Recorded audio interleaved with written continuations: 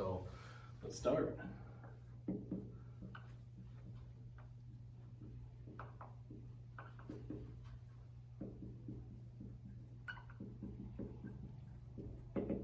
All right, so some of the fundamental identities you already know, okay?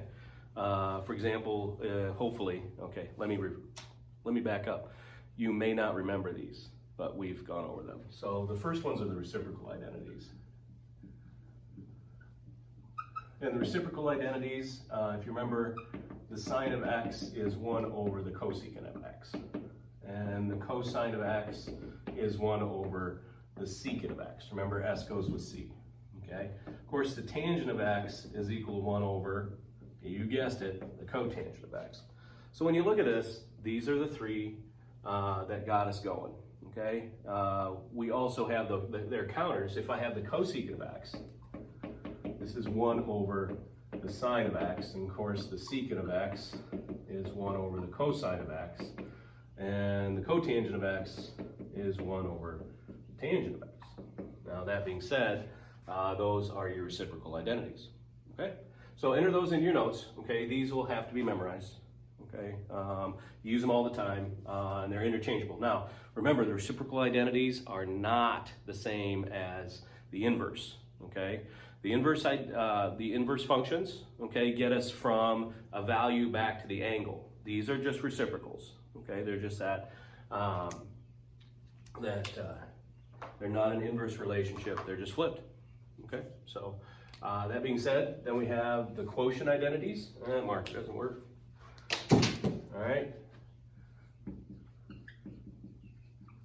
And the quotient identities, I'm not sure if you remember, they came with the tangent, cotangent, okay? So when we go the quotients, the tangent of x is the sine of x over the cosine of x. And since cotangent is the reciprocal of tangent, okay, we have the cotangent of x would then be cosine of x over the sine of x, okay? These are the fundamental identities in terms of reciprocal and quotient. Okay, so once you get those down, let's go ahead and let's look at a couple more. Just in this first lesson, we also have the Pythagorean identities. Okay, now the Pythagorean identities are kind of cool because we go back to our days in the unit circle. I don't know if you can see that or not. Yep, okay, just on the screen.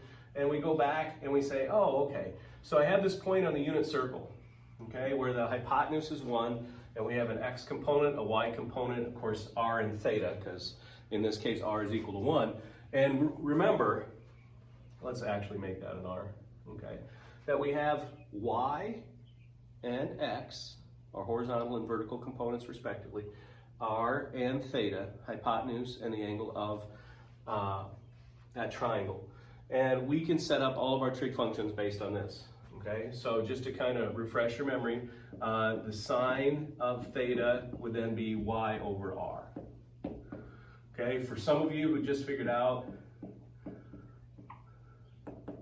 SOHCAHTOA, okay, the sine is the ratio of the opposite to the hypotenuse. So the opposite side is y, the hypotenuse is r, sine is y over r. The cosine of theta would then be x over r, adjacent over hypotenuse, that ratio, and the tangent of theta is the is the ratio of the opposite side to the adjacent side. Okay, so our definitions are still in play. Okay, but we know that x squared plus y squared is equal to r squared, since we do have a right triangle.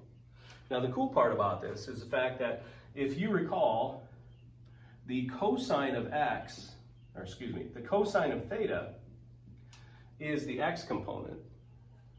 The sine of theta is the y component. Okay, so r is the hypotenuse. So a simple substitution gets us to our first, what we call Pythagorean identity.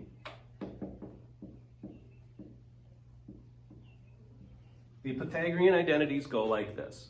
Okay, the first one, sine squared x plus cosine squared x, and that can be theta, it doesn't have to be an x, is equal to 1. Okay. no matter what R is, if we could bring it back to the unit circle, it doesn't matter. If you look at this, a squared plus b squared is always equal to c squared, since we have a right triangle. And that leads us to our first Pythagorean identity. We can manipulate this, okay? We can also say there are different forms of this, okay? So when you look at this, we can say that sine squared x is equal to 1 minus cosine squared x. Also very common. We can also say that cosine squared x is equal to 1 minus sine squared x. It's also true, okay? You can really start to look, if we move the sine to the opposite side and the 1, we can also say cosine squared x minus 1 is equal to negative sine squared x. And we can just keep manipulating these all we want, okay? Here's the biggest thing, here's the biggest takeaway for you. If you see a squared, you think Pythagorean identity. I'll say that again. If you see square, think Pythagoreans. Okay, so go ahead, enter those into your notes. Okay, we do have a couple more.